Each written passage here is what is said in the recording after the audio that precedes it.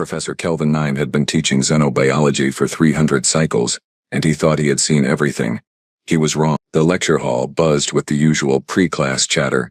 74 students from 18 different species filled the tiered seats, their various appendages tapping on data pads or adjusting environmental suits. Kelvin 9, a Raxian with 4 optical sensors and skin that shifted colors based on his mood, currently displaying confident streaks of purple, stood at the front preparing his presentation. Today's topic: apex predators across the galaxy. Settle down, he announced, his voice carrying through the hall's acoustic enhancers. The chatter died to whispers, then silence. Today we will examine the most dangerous predators known to galactic science. This footage has been compiled over centuries. Some of you may find it disturbing. A Quillarian student in the third row, her feathers ruffling nervously, raised a tentacle. "Professor, how disturbing are we talking?" "Very," Kelvin 9 replied, his skin flickering orange with excitement. "We will witness hunting techniques that defy conventional survival strategies. Creatures that should not exist according to standard evolutionary models yet somehow dominate their ecosystems." He dimmed the lights. The massive holographic display flickered to life. First up, the razor wing of Theta 9, a flying nightmare with a wingspan of 12 meters, serrated edges along every feather, and a beak that could puncture reinforced steel. The footage showed it diving at speeds that made several students gasp. The razor wing struck its prey, a lumbering herbivore 3 times its size, with such force that the impact crater was visible from orbit. "Notice," Kelvin 9 lectured, pausing the footage, "the calculated trajectory. The razor wing accounts for wind resistance, prey movement, and even the rotation of its planet. Pure instinct, refined over millions of years." Next came the abyssal lurker from the oceanic depths of Kepler-4 R2b. This thing was nightmare fuel. Bioluminescent lures, countless teeth arranged in concentric circles, and the ability to unhinge its jaw to swallow prey twice its own size. The footage showed it ambushing a school of aquatic creatures, moving with impossible speed despite its bulk. A Xinthian student made a clicking sound of distress. Several others looked away. Terrifying, yes. Kelvin 9's skin was now bright yellow with enthusiasm. But wait, there is more. He cycled through predator after predator. The pack stalkers of Ventra 7, who hunted in coordinated groups of 30, using complex tactical formations that military strategists studied. The Titan crushers of Gravity World 5, massive beyond comprehension, who could sense vibrations through solid rock from kilometers away. The swarm queens of Hive 13, controlling thousands of drones with chemical signals, overwhelming prey through sheer numbers. Each creature was more terrifying than the last. Each had evolved to be the ultimate killer in its environment. Then, Kelvin 9 noticed something odd. One student sitting quietly in the middle section hadn't reacted. Not once. Not to the razor wing. Not to the abyssal lurker. Not to any of the human girl. Her name was Emma Reed. She was one of only 12 humans attending Galactic University this cycle. Humans were new to the galactic community, having achieved faster-than-light travel just 40 standard years ago. Most species were still figuring them out. Emma sat with her chin resting on her hand, looking almost bored. No, not bored. Something else. Her expression was difficult to read. Kelvin 9 decided to continue. He had saved the best, or rather the worst, for last. And now, he announced dramatically, the creature that tops our list, the most efficient predator we have ever documented. The apex of apex predators. The holographic display shifted. Gasps echoed through the hall. The footage showed a planet covered in ice and snow. Harsh winds whipped across a frozen wasteland. And there, moving across the white expanse, was the creature, the pale death of Frostholm 3. It was massive. 4 meters tall at the shoulder, covered in thick white fur that made it nearly invisible against the snow. Its paws were the size of dinner plates, equipped with retractable claws as long as daggers. But the terrifying part, the head, powerful jaws filled with teeth designed for one purpose only: killing. The pale death, Kelvin 9 explained, his skin now a cautious green, has no natural predators. None. It sits at the absolute top of its food chain. It can smell prey from 30 kilometers away. It can run at speeds of 60 kilometers per hour despite weighing over 700 kilograms. It has the strength to kill creatures 10 times its size with a single bite. And perhaps most frightening of all, it is patient. The footage showed a pale death stalking a herd of grazing animals. But it wasn't rushing in. It was waiting, watching, calculating. It will follow prey for days, Kelvin 9 continued. Weeks, if necessary. Waiting for the perfect moment. The moment when the prey is weakest, most vulnerable, and then the pale death struck. The speed was shocking. One moment, it was 30 meters away. The next, its jaws were clamped around its prey's neck. The kill was efficient, brutal. Over in seconds, the lecture hall was dead silent. Several students had their eyes closed. One Quillarian looked like she might faint. This, Kelvin 9 said solemnly, is what evolution creates when it has millions of years in harsh conditions. This is nature's perfect killing machine. That's when Emma raised her hand. Kelvin 9 blinked 2 of his 4 eyes in surprise. Yes, Miss Reed. Emma stood up. She was small compared to most species in the room. Barely 1.6 meters tall, slight build, with dark hair tied back in a simple ponytail. She wore standard university attire, and looked completely unremarkable. Professor, she said, her voice calm and clear, I have a question. Please, go ahead. What you just showed us. That footage of the, pale death. Yes, Emma tilted her head slightly. That's a polar bear, right? The lecture hall somehow became even quieter. You could have heard a pin drop in a vacuum. Kelvin 9's skin flickered through several colors rapidly. Confusion. I am sorry, what? A polar bear, Emma repeated. From Earth.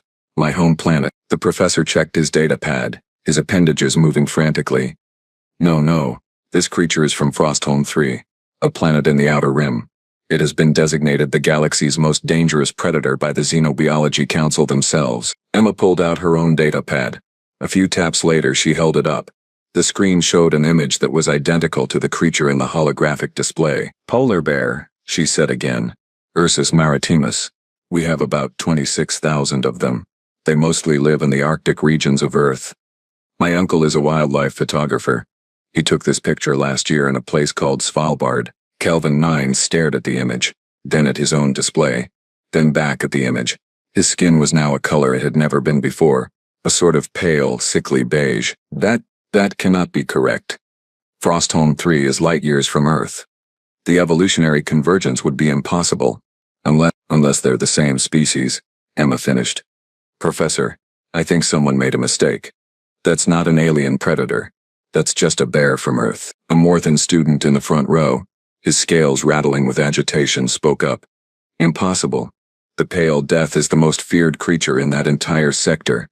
Colonies have been established with special protocols just to avoid them. You are saying this thing lives on your home world? Emma shrugged.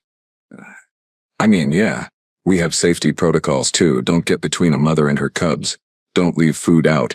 Make noise when hiking in their territory so you don't surprise them. Basic stuff. The Morthan repeated faintly. Another student, a Kellian whose vocal sacs were inflating with stress, asked, How many sentient beings has this creature killed on your world? Oh, not many, Emma replied. Maybe a few dozen over the last century. Usually people who did something really stupid, like trying to pet them or getting too close. Most bears want nothing to do with humans. The lecture hall exploded into noise. Students were talking over each other, some standing, others frantically checking their own data pads. The Quillarian girl looked like she was hyperventilating. Wait, shouted a Draxian from the back, his 3 mouths all speaking in unison. You are telling us that you have apex predators of this caliber just wandering around your planet, and you call them bears? That is the name you gave to a perfect killing machine. Bears, Emma nodded. Well, polar bears specifically. We have other bears too. Brown bears, black bears, panda bears, though pandas mostly just eat bamboo. Sun bears, sloth bears. How many types of bears do you have? The Draxian demanded. 8 species, I think. Maybe more subspecies. Professor Kelvin 9 was experiencing what could only be described as an academic crisis. His skin was cycling through colors so fast it was giving some students headaches. Miss Reed, please, you must understand. This creature, this polar bear, represents the peak of predatory evolution in our database. Are you truly suggesting that multiple creatures of similar or greater danger simply exist on Earth? Well, Emma said thoughtfully, bears aren't even our most dangerous land predators. They're up there. Sure, but they are not your most dangerous? This came from at least 15 students simultaneously. Emma winced at the volume. Could everyone maybe calm down a bit? You're all acting like Earth is some kind of death world? The silence that followed was heavy with implication. Emma looked around at the staring faces, at the expressions of dawning horror, at Professor Kelvin 9, whose skin had settled on a pale, shocked white. Oh, she said quietly. Oh no, you're serious. You all actually think.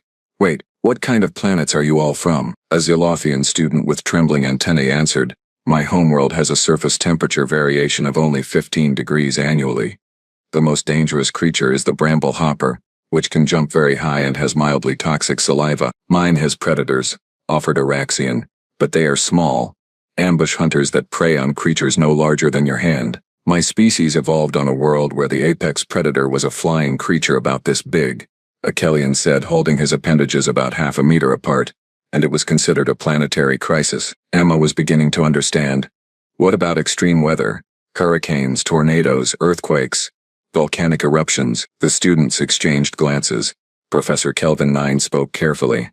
Miss Reed, most habitable worlds are geologically stable. Extreme weather is rare. My homeworld experiences mild rainstorms perhaps twice a year. That is considered dramatic. Right, Emma said slowly. Right. Okay, so when I mention that Earth has storms that can flatten entire cities or waves that reach 30 meters high, or that our ground literally splits open and swallows buildings, your planet is actively trying to kill you? The Quilarian girl had found her voice again and it was approaching panic levels. Well, not trying, Emma corrected. It's just active. Geologically speaking, we have weather patterns and tectonic activity. It's normal. It is not normal, shouted half the class. Professor Kelvin 9 held up his appendages for silence. It took several attempts. When the noise finally died down, he spoke with the careful precision of someone whose entire worldview was being reconstructed in real time. Miss Reed. Emma. Please, help me understand.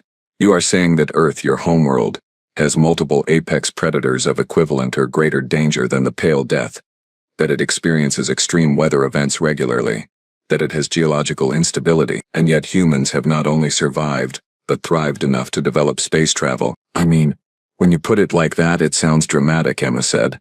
But yeah, pretty much. How? The question came from everywhere at once. Emma thought about it. We adapted? We learned. We're pretty good at solving problems.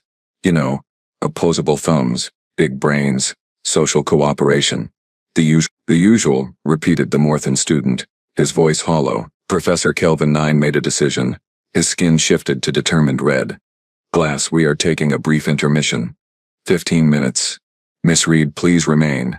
I need to verify some information. The other students filed out slowly, many glancing back at Emma with expressions ranging from awe to terror. The whispers started before they even reached the door. Did you hear? Multiple bears. Multiple apex predators. 30-meter waves. 30 meters. The ground splits open. They live on a planet where the ground splits open. No wonder they achieved spaceflight so quickly. They were probably trying to escape. When the room was empty except for Emma and the professor, Kelvin 9 pulled up a galactic database on his display. Show me, he said simply. Emma connected her datapad to the system. Okay, so if we're talking apex predators, we should probably start with the ocean. That's where the really big ones are. She pulled up an image. A massive creature, easily 15 meters long, with a mouth full of triangular teeth and dead black eyes. Great white shark, she said. Top ocean predator in many regions. Can bite with a force of 18,000 newtons. Kelvin 9's skin went pale again. And this lives in your oceans? Do humans avoid the oceans? No, we swim in them. For fun. We surf, we dive, we fish. Shark attacks are pretty rare, honestly. They usually mistake us for seals. They mistake you for other prey. You are not even their primary food source and they still occasionally eat you? Well, yeah, but it's not personal. Emma scrolled through more images. Then we have orcas, killer whales.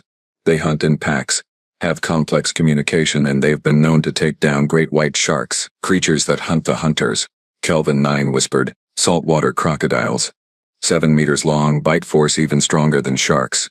They do something called a death roll where they grab prey and spin until it drowns or gets torn apart. The professor's skin was now cycling between colors so fast it was strobing. Please stop. Oh, and we have land predators too. Lions, tigers, leopards, jaguars, all big cats.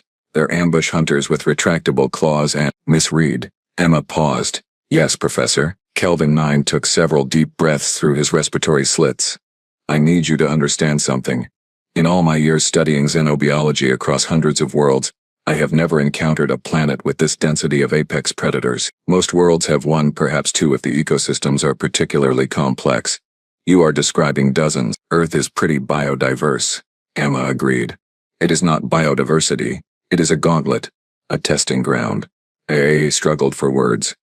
Miss Reed, by every metric we use to classify planets, Earth should be listed as a Class 9 hazard world. The kind of planet we send robotic probes to. Not colonists, Emma frowned. But millions of species live there just fine. Including us. Yes, Kelvin 9 said, and his skin settled into a color Emma had never seen before. Something like deep purple mixed with gold. Exactly. Including you. Do you understand what that means? Before Emma could answer, the door burst open. A university administrator, a tall Flexarian with multiple eye stalks, rushed in clutching a datapad. Professor Kelvin 9, we have a problem. A big problem. The Xenobiology Council just contacted us. They want to speak with your human student immediately. What? Why? The administrator's eye stalks were waving frantically.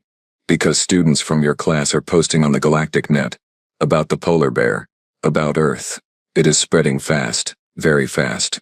The whole galaxy is about to find out that humans come from a death world. Emma raised her hand again. Is that bad? Both the professor and the administrator turned to look at her. Miss Reed, Kelvin 9 said slowly, I believe we need to have a much longer conversation. About Earth. About humans. And about why the rest of the galaxy might be absolutely terrified of your species. Emma sat down heavily. This is going to be a long day, isn't it? Miss Reed, the professor replied. This is going to be a long semester. The conference room on the 73rd floor of the university's administrative tower had been designed for comfort. Soft lighting, temperature control for multiple species, ergonomic seating that adjusted to various body types. Right now, though, comfortable was the last thing anyone felt. Emma sat at one end of a long table, feeling distinctly like she was on trial. Across from her sat Professor Kelvin 9, whose skin hadn't stopped changing colors since they'd entered.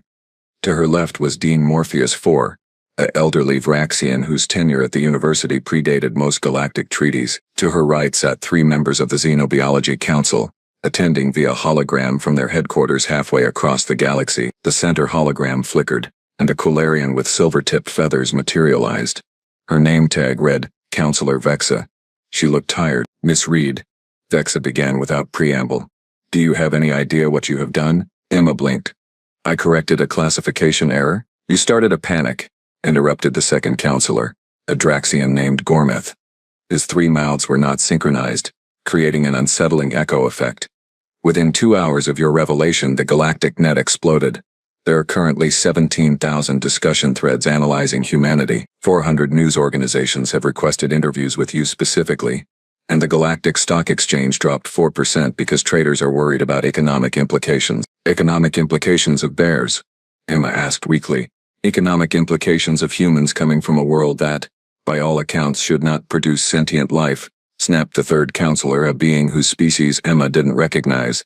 It looked like a floating mass of tendrils with bioluminescent patterns, a world that produces many apex predators. Dean Morpheus 4 cleared his throat, which sounded like rocks grinding together. Perhaps we should start from the beginning. Miss Reed, the Council needs you to provide a comprehensive overview of Earth's ecosystem. Specifically the dangerous elements. All of them? Emma asked. Yes, all of them. That could take a while. We have time, Vexa said grimly. The whole galaxy is waiting for answers. Emma took a deep breath. Okay. So, Earth, 3rd planet from our sun. About 70% water, 30% land. We have varied climates ranging from frozen poles to tropical rainforests to vast deserts. Our atmosphere is about 21% oxygen. 21%? Gormath interrupted. That is unusually high. Is it? Emma paused. I guess we never thought about it. That's just normal for us. Professor Kelvin 9 was frantically taking notes. Miss Reed, high oxygen content supports larger organisms and more energetic metabolisms. It also makes your planet significantly more flammable. How do you handle wildfires? Well, they happen pretty regularly, especially in dry seasons. We have fire departments, firefighters, aerial water drops. Sometimes fires burn for weeks or months before we can contain them. The room went quiet. The tendril being's lights flickered rapidly, which Emma was learning meant distress. Moving on, Emma continued nervously. Predators. We covered some in class. Polar bears, great white sharks, crocodiles. Should I go through more? Please, Vexa said, though she sounded like she was dreading it. Emma pulled up her data pad and started listing them. Okay, so for big cats we have lions, tigers, leopards, jaguars, cougars, cheetahs. Cheetahs are the fastest land animals. They can hit 70 miles per hour in short bursts. 70 miles. That's approximately 113 kilometers per hour. Kelvin 9 translated for the others. Several gasps echoed through the room. Then we have wolves, which hunt in packs with complex social hierarchies and sophisticated communication. Hyenas, which have incredibly powerful jaws and often steal kills from other predators. Komodo dragons, which are these large lizards with venomous bites that cause their prey to go into shock and die slowly. They use venom? Chemical warfare? The tendril being was pulsing rapidly now. I mean, lots of earth creatures use venom. Snakes, spiders, scorpions, jellyfish, certain fish, some mammals even. It's pretty common, Gormath repeated, all three mouths hanging open. What about aerial predators? Kelvin 9 asked, his skin now a sickly green. Eagles, hawks, falcons, owls. They have incredible vision, can spot prey from miles away, and dive at ridiculous speeds. Some owls hunt in complete darkness using only sound. Oh, and we have these things called cassowaries, which are flightless birds that can disembowel you with their claws. Disembowel, Dean Morpheus 4 said faintly. With claws. Flightless birds. Emma nodded enthusiastically, warming to her subject now. Yeah, they're pretty territorial. Australia has a lot of dangerous stuff, actually. Box jellyfish with venom that can kill you in minutes. Blue-ringed octopus. Tiny thing. Also deadly venomous. Saltwater crocodiles, which I mentioned. Inland taipan, the most venomous snake in the world. Sydney funnel-web spiders. Aggressive and venomous. Oh, and drop bears. Drop bears? Vexa asked suspiciously. Just kidding about that one, Emma grinned. Those are a myth, but people still warn tourists about them. You joke about predators. Gormath seemed personally offended. Well, yeah, I mean, you have to have a sense of humor about it. Otherwise you'd never go outside. Counselor Vexa made a note on her datapad. Miss Reed, approximately how often do humans encounter these predators? Depends where you live. If you're in a city, almost never. If you're in rural areas or wilderness, more often. My cousin in Montana sees bears a few times a year. My friend in Australia has to check her shoes for spiders every morning. It's just part of life. Just part of life, the dean repeated hollowly. What about the environmental hazards you mentioned? Kelvin 9 asked. The extreme weather, right? Okay, so we have hurricanes, which are massive rotating storm systems with winds over 150 miles per hour. Tornadoes, which are like concentrated spinning columns of air that can pick up cars, and how tsunamis, giant waves caused by underwater earthquakes that can be 100 feet tall. Earthquakes themselves, obviously, where the ground shakes and cracks. Volcanic eruptions that spew molten rock and toxic gas, avalanches, landslides, floods, droughts, blizzards where you can't see 3 feet in front of you. The holographic counselors were staring at her. Not blinking. Just staring. Oh, and lightning storms, Emma added. Those are pretty cool, actually. Giant electrical discharges from the sky. Can start fires or kill you if they hit you directly. But mostly they're just dramatic. Electrical discharges from the sky, Vexa said slowly. That just happen. Regular. Yeah, we get millions of lightning strikes per day globally. It's a weather thing. Professor Kelvin 9 stood up abruptly. Excuse me, I need a moment. He walked to the corner of the room and appeared to be doing breathing exercises. Dean Morpheus 4 took over. Miss Reed, Emma, I want you to understand something. The average habitable world in the galaxy has what we call a stability rating. Most rate between 1 and 3, with 3 being moderately challenging. Earth, based on what you are describing, would rate somewhere around a 9 or 10. Out of 10? Out of 5. We have never had to create a category above 5 before. Emma sat back in her chair. Oh, indeed, the dean continued. Now here is what concerns us. Humans have been part of the galactic community for 4 decades. In that time you have established 17 colonies, created trade agreements with 43 species, and integrated into galactic society remarkably well. Everyone assumed you came from a normal world, a stable world. But we don't, Emma finished. No, you come from a world that would terrify most species. A world that, frankly, explains a great deal about human behavior that we found puzzling. Counselor Vexa spoke up. Miss Reed, humans have a reputation in the galaxy. You are known for being adaptable, resilient, and somewhat reckless. You volunteer for dangerous jobs. You explore hazardous regions. You have the lowest risk aversion scores of any species we have studied. We thought this was cultural. Now we understand it is environmental. You were forged in fire, Gormath added, and for once all three mouths spoke in unison. Shaped by a world that throws everything at you. You didn't just survive Earth. You conquered it. No wonder you look at the rest of the galaxy and see opportunities instead of threats. Emma felt a strange mix of pride and embarrassment. We're really not that special. We just do what we have to do. That right there, Kelvin 9 said, returning from his corner. That attitude. Do you know how a Calarian would respond to encountering a polar bear? Run away, freeze in terror, probably die of shock before the bear even reached them. Do you know how a Vraxian would respond to a hurricane? Seek shelter, evacuate the entire continent and declare it uninhabitable. Miss Reed, your species' baseline for survival is another species apocalypse scenario. The tendril being pulsed softly. This explains the incident last year. Everyone turned to look at it. The being's patterns shifted in what might have been embarrassment. There was a mining accident on Station Kelper 7. Structural collapse. Toxic gas leak. Fires breaking out. 300 workers from various species. Complete chaos. Everyone was panicking. Trying to evacuate. And then the human engineer, what was his name? Marcus Webb? Dean Morpheus 4 supplied. Yes. Him. He ran into the disaster. Not away from it. He went into the collapsed sections. Found survivors. Carried them out. He sealed the gas leak with his bare hands, suffering chemical burns. He organized the evacuation while the rest of us were barely functional from fear. We thought he was either incredibly brave or insane. He was just being human. Emma said quietly. Exactly. The tendril being agreed. On Earth, that kind of crisis is probably just Tuesday. Actually, Emma said. Tuesday we usually have staff meetings.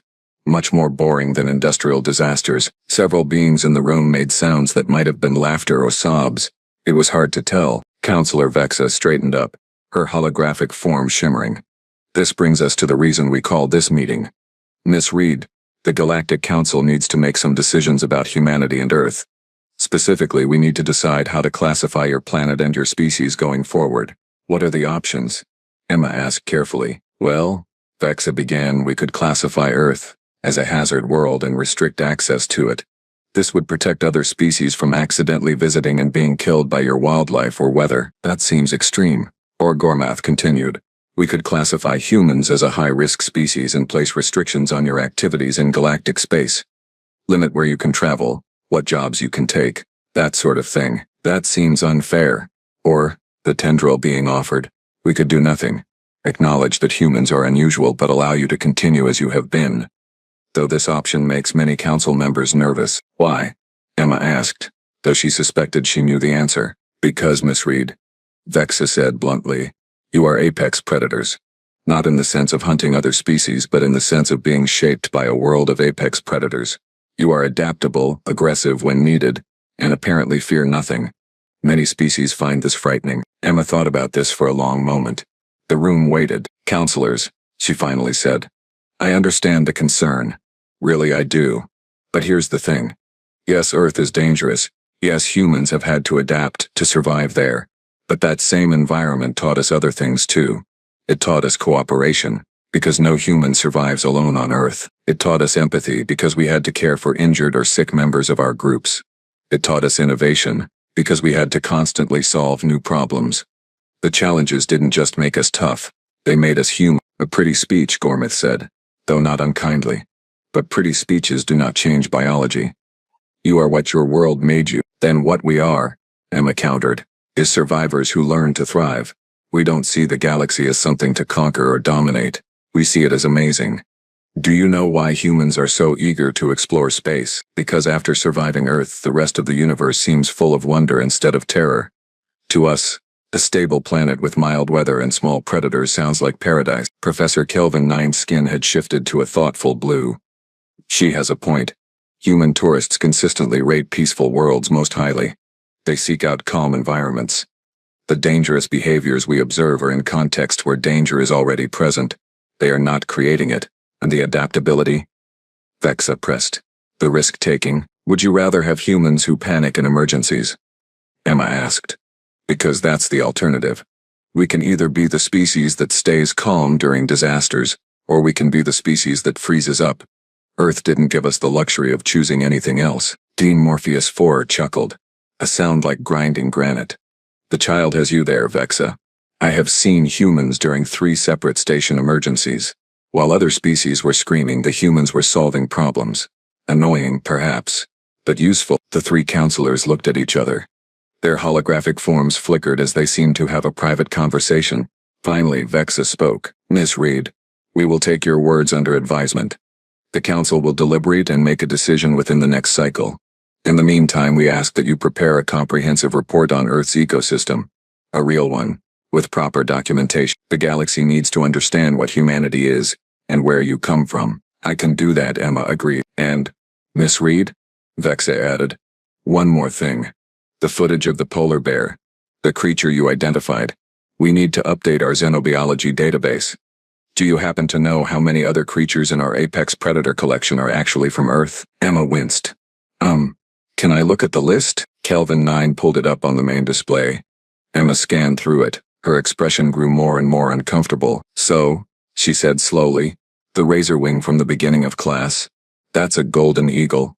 The pack stalkers. Those are gray wolves. The abyssal lurker is a gulper eel. The titan crushers are elephants, though that footage makes them look way scarier than they usually are. And the swarm queens are just army ants. The silence in the room was deafening. Just army ants, Gormath repeated. Just army ants. We classified them as a planetary level threat. I mean, they can be dangerous if you're in their path, Emma offered. But mostly you just, move out of the way. Professor Kelvin 9 sat down heavily. 30 years. I have been teaching about Earth predators for 30 years and calling them aliens. I am never going to live this down. On the bright side, Emma said cheerfully, at least now you know they're all from the same planet. That's gotta make the taxonomy easier. Miss Reed, the dean said wearily, please leave before I have an existential crisis. Emma gathered her things and stood. As she reached the door, Counselor Vexa called out, Miss Reed? For what it's worth, I don't think humanity should be restricted. Frightening or not, the galaxy needs people who don't know when to give up. Emma smiled. Thank you, Counselor. That means a lot. As she left the conference room and headed toward the elevators, her datapad buzzed. Messages from other human students at the university. Did you really tell them Earth has 30-meter waves? Everyone is freaking out about the polar bear thing. It's hilarious. My roommate asked if I'm dangerous. I told her only before coffee. Emma laughed. The elevator doors opened, and she stepped inside. As they closed, she caught a glimpse of Professor Kelvin 9 through the conference room windows. He was gesturing wildly, his skin cycling through every color in rapid succession while the counselors watched. Earth, Emma reflected, was going to take some explaining. But that was okay. Humans were good at adapting. It was, after all, what they'd been doing since the beginning. The elevator descended, and Emma wondered what other Earth animals were in the galactic database under scary alien names. Probably a lot. Maybe she'd make that her semester project. Professor Kelvin 9 would either love it or have a breakdown. Possibly both. Outside, through the elevator's glass walls, she could see the campus spreading out below. Students from dozens of species moving between buildings, studying, talking, living their lives. And somewhere out there, the galaxy was learning that humans came from a world that would give most of them nightmares. Emma grinned. This was going to be fun. The elevator reached the ground floor, and the doors opened. Time to get back to class. After all, she had an essay due on comparative xenobiology. And now she had plenty to write about. Behind her in the conference room 73 floors above, Professor Kelvin 9 was probably still explaining to the council how he'd spent 3 decades teaching about Earth animals without realizing it. In front of her, the campus stretched out under an alien sun, full of beings who were just discovering that humanity's normal was their nightmare. And Emma Reed, human student from Earth, walked forward into her strange new reality where she was simultaneously just another student and a representative of the galaxy's most terrifying apex predator species. She really hoped they'd still let her join the Xenobiology Club. Things were just getting interesting.